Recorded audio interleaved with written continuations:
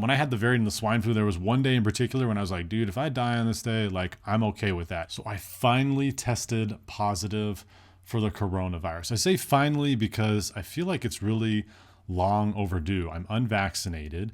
I have been around a ton of people who've had coronavirus and I never tested positive. We would test at my hospital. We were doing those rapid nasal test swabs every day. And I swear every week we'd have one or two coworkers or a few patients who tested positive for coronavirus. So then I'm like, okay, why am I not testing positive? Where are my 2 weeks of vacation? Just kidding. But seriously, I was like, I don't understand why I did not test positive.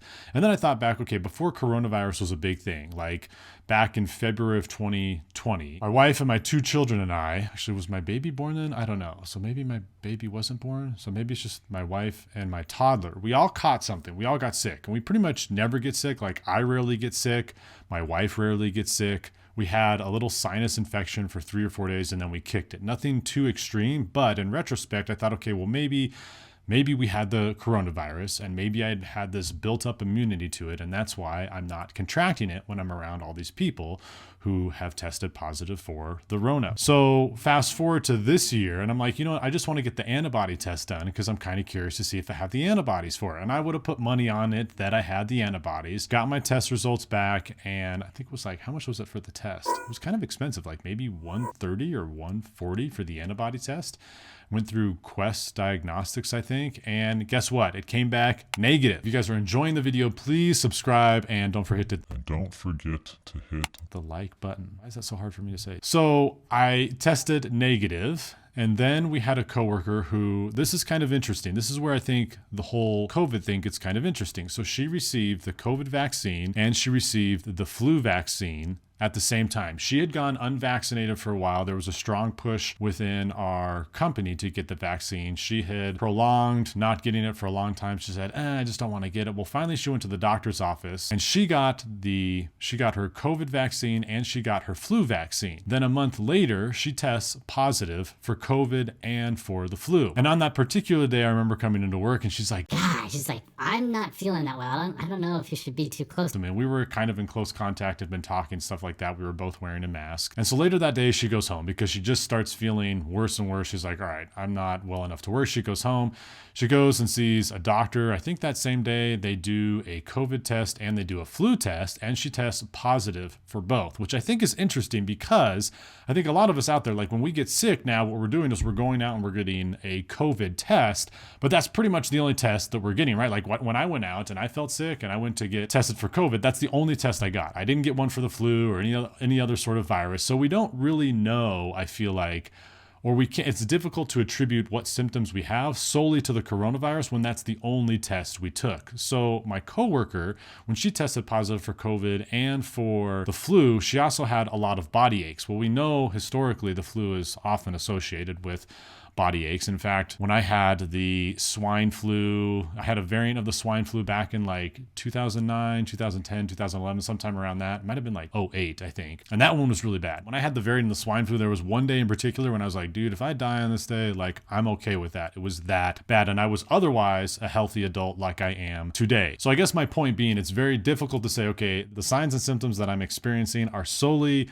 attributed to COVID unless we've tested for, who knows, all the other popular viruses that are circulating right now. Okay, so my coworker goes out for 2 weeks or whatever. Then like maybe in 2 or 3 weeks myself, it must have been, let's see, she was still gone when I was sick. So it must have been within that 2 week time frame, probably towards the latter of the 2 weeks when she was out. I developed this very dry cough. It was towards the latter part of the week, and I think on like a Thursday or Friday. And I noticed I was just like, couldn't stop coughing, kind of like I had an itch in my throat. It was very unproductive, extraordinarily dry, like nothing to it.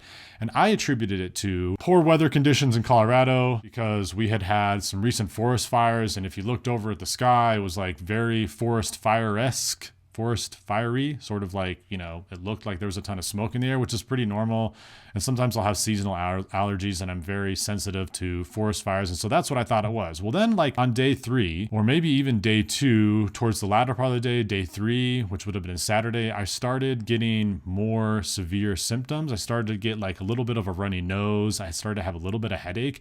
And then probably like day 4, day 5, then I was like, okay, for sure something's going on. And I got tested, waited for my results. think it took like 3 days for my results to come back, and that's when they were positive. I think the worst day for me of COVID, my symptoms were headache. I had a fever. My highest fever that I ever had was 102. And then I got all excited. I was like, all right, cool. I got a fever. Like, let's kick this virus out. Let's ramp up my metabolism. Let's like get this thing to work. So fever, headache. I had profound lethargy. Like I would say normally I'm waking up around 6. We'll go to bed around 8. But then like around 11 in the morning and then maybe around 3 in the afternoon-ish, give or take a few hours, I would just get this profound unexpected lethargy where I'm just like standing up and all of a sudden I'd be like, holy crap, dude, you need to go lie down. Like I'm super tired. And I might have been in my living room and my bedroom's upstairs and I'm just like, no, dude, you're going to like sleep right here, right now on this living room floor.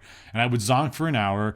I'd wake up, feel like I had more energy, still was symptomatic and all that. Like, I don't think the sleep necessarily helped with the symptoms or anything, but it did help with my energy. But I mean, it would just hit you like a wave, like, dang, I need to go down. I need to go down now. And I would not resist it. It was pretty much irresistible and would just sleep for about maybe 30 minutes to an hour. So headache, fever, profound lethargy. I did not have a sore throat, which was nice because all I did was cram water. My metabolism was up. And I know that because my heart rate was up. So normally my heart rate's probably anywhere from like right around like 65 beats a minute, kind of like a resting heart rate. And this resting heart rate was anywhere from like 85 to 90.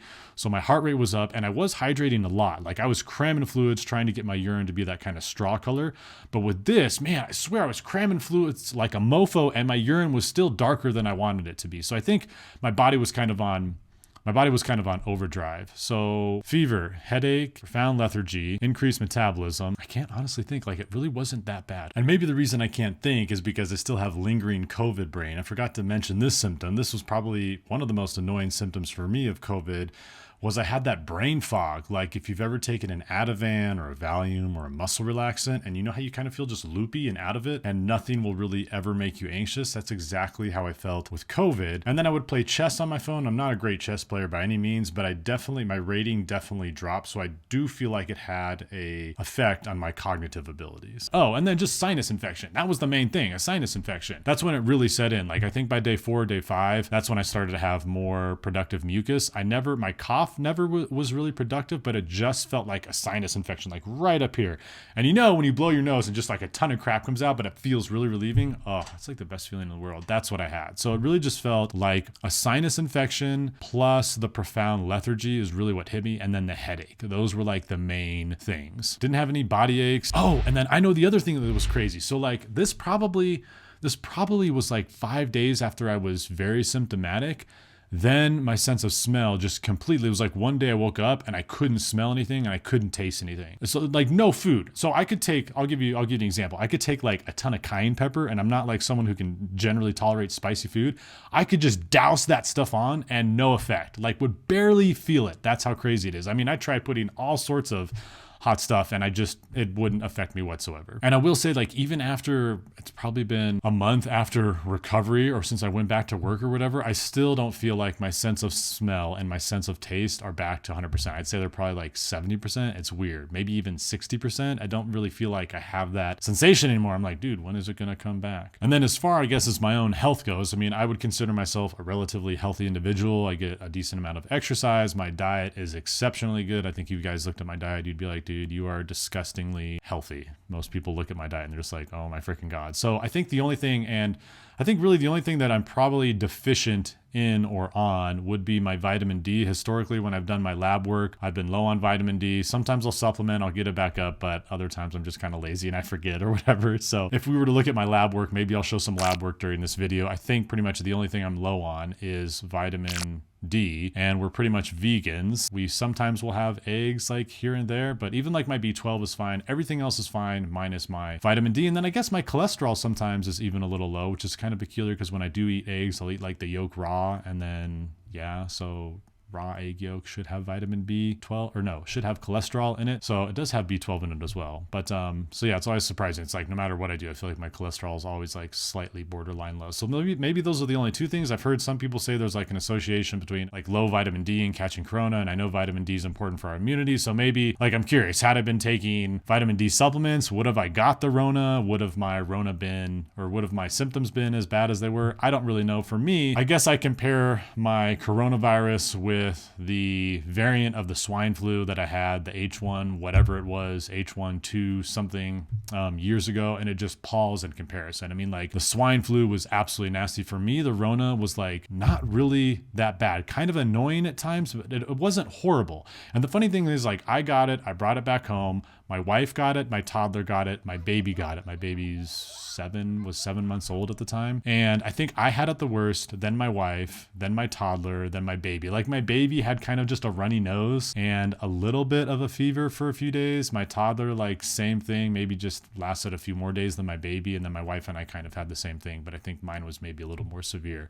So for my toddler and my baby, it just kind of seemed like a minor cold, but other than that, it didn't seem like it was that serious. And I am glad that I finally got it. And I don't say that like to downplay the severity of COVID or anything like that. I say it because I want to develop that immunity. So I feel like if I didn't catch the corona and it's out here in the environment and it's, changing its forms and it's shifting, the virus is like shifting and drifting and all of that, and then eventually it becomes more perhaps like contagious or virulent than it is, I want to at least make sure that I kind of have like my body has somewhat of an understanding of what the Rona is. And so I actually am glad that I have it, because I feel like I have a stronger immunity because of it. So I think that pretty much wraps it up for my video. I am curious for those of you out there who have tested positive. I mean, I feel like by now, like this virus has been circulating everywhere. It's pretty much in everything. I talked to a lady at the park who knows someone who works at the water department. They test for coronavirus levels in the water. I mean, it's got to be everywhere. It's like 1 micron in size, right? Which is super, super tiny. I think if we look at a human hair, that's like 50 to 70 microns. So it's like a 50th of the size of a hair. I mean, it's pretty much going anywhere and in anything that it wants. So by now, I feel like we've all, at some point, had to have been exposed. I guess the question is whether or not that exposure is potent enough to actually make you infected. But yeah, I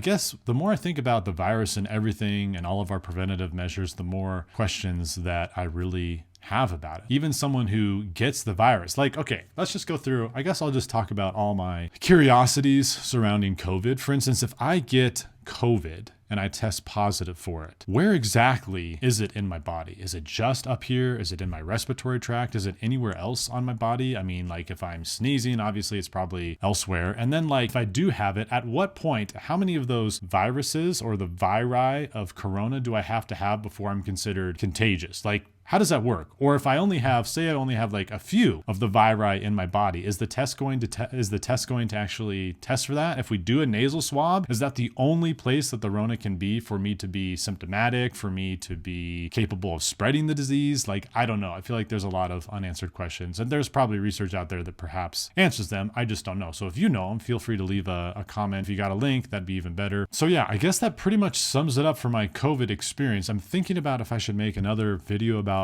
curiosities that I have surrounding COVID, because I feel like there's just so many unanswered questions. But I wanted to share with you my experience, and I'm curious, like you probably have been exposed, or you maybe have even had coronavirus. What has your experience been like? What have been your signs and your symptoms? Are they similar to mine? So please leave me a comment below. I'm just kind of curious to see what everyone has been experienced as far as corona goes. Thanks for watching, and I will see you in the next video.